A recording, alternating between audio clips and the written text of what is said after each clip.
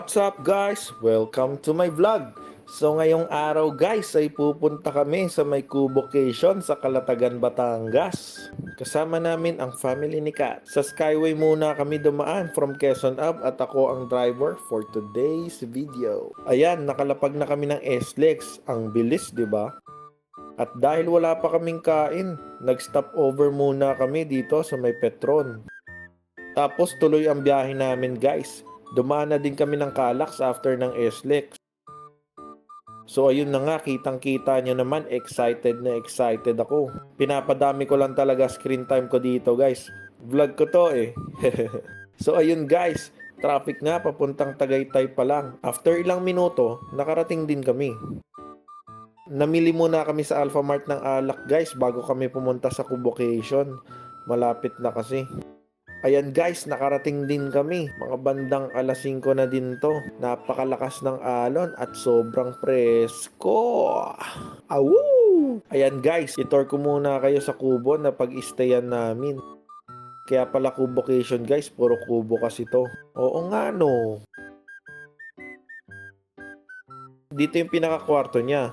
Isang malaking double deck tapos pwede pa maglatag. Din sa gilid, hugasan. Tapos dito sa may dulo, yung lutuan at yung CR. Ayan guys, tapat na tapat talaga ang dagat dito. Paglabas mo mga 3 to 4 meters lang, nasa dagat ka na. So sinet up ko muna yung tripod guys habang tambay kami. Ninanamnam namin yung tunog ng alon at simoy ng hangin. Ayan guys, nilipat ko ng view. Syempre, ang una kong set up yung alak. Uhaw yarn! Pero guys, tumulong din ako sa pag-prepare ng kakainin namin. Nagbalat ako ng hotdog at nagtusok para maisabay na sa pag-ihaw. Habang nire-ready pa yung ihawan. Kita niya naman guys, di ba? Ang sipag ko.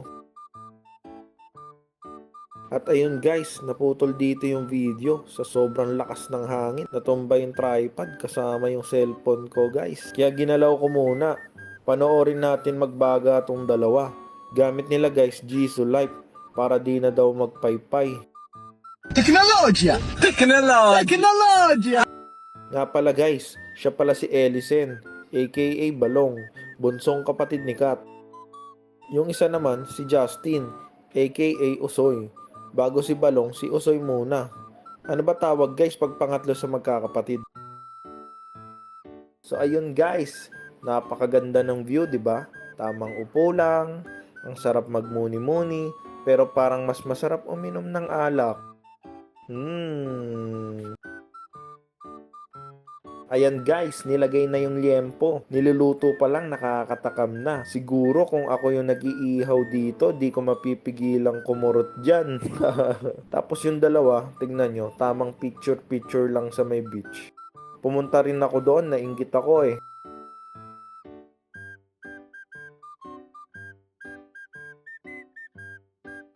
Sinawsaw ko lang talaga yung paa ko sa tubig habang nagvi-video. Ayan no, ganda 'di ba?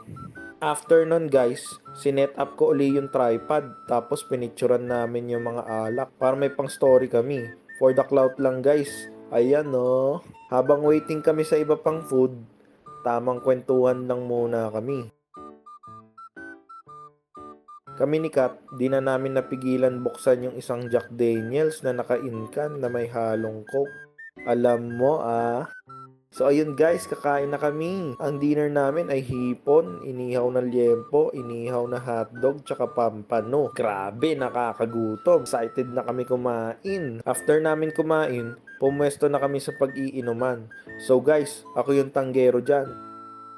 Tapos sumama na din si Mama Mer. Tamang kwentuhan lang kami dyan guys. Sobrang presko ng hangin. Yung tubig pala ngayon, low tide na kaya wala masyadong alon guys. May dala din kaming maliit na videoke kaya nakakakanta si Kat. Ayaw namin magpatalo sa kabilang kubo, puro sila kantahan eh. Habang umiinom kami, may nakita si Balong. Ano ba to? Komang? Omang? O umang? Komang ata eh. Basta yun. Matalino yan guys. Kumakapit siya sa dugtungan ng baso para makaakyat.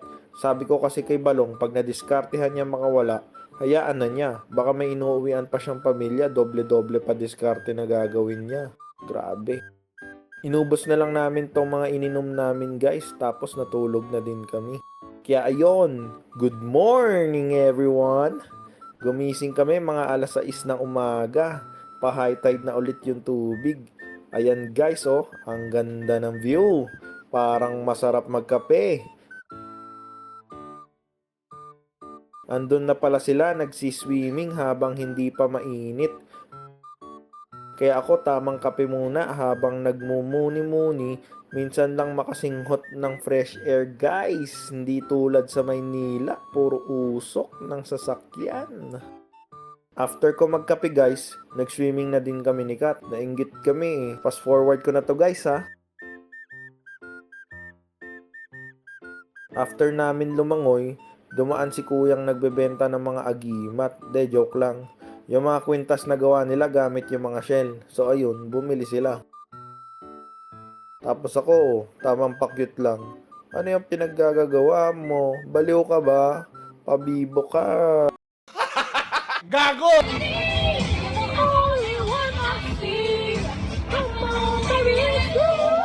So ayun guys, pagtapos kong makikanta sa kapitbahay, nagbanlaw na ako. Mga bandang tanghali na to guys, parang peak na to ng high tide niya. Ang lakas ng hampas ng alon. Sarap sana lumangoy kaso baka malapnos na balat ko sa sobrang init. Ayan guys, huling silip sa napakagandang dagat ng Calatagan, Batangas. Lalo na sa pwesto nitong Kubocation. Kaya mag-book na kayo dito guys. O Kubocation, baka naman. After nun guys, magtanghalian kami sa may mahogany sa Tagaytay. Ayan, nakapag-park na kami. Dito pa lang amoy mo na yung bulalo. Dito guys, yung may malaking palengke sa Tagaytay. Tapos bentahan ng mga beef at kung ano-ano pa. Meron din bulaluhan sa taas ng palengke, doon kami kakain. So ayan guys, akyat muna kami.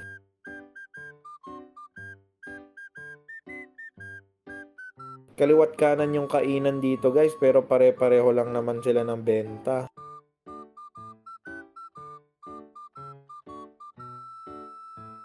So guys, ito yung menu nila.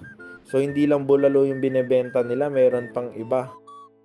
So ayan guys, na-serve na sa amin ang bulalo. Sobrang nakakataka. Bukod dyan, umorder pa kami ng crispy hipon tsaka chicharong bulaklak. After namin kumain guys, dumire-diretso na kami ng uwi. Pagod na din kami. Pero kahit nakakapagod, sobrang saya naman. Kahit papano nakapag-enjoy. So ayun guys, salamat sa mga nanood hanggang dulo. Abangan nyo pa ang mga susunod na episode. Thank you po!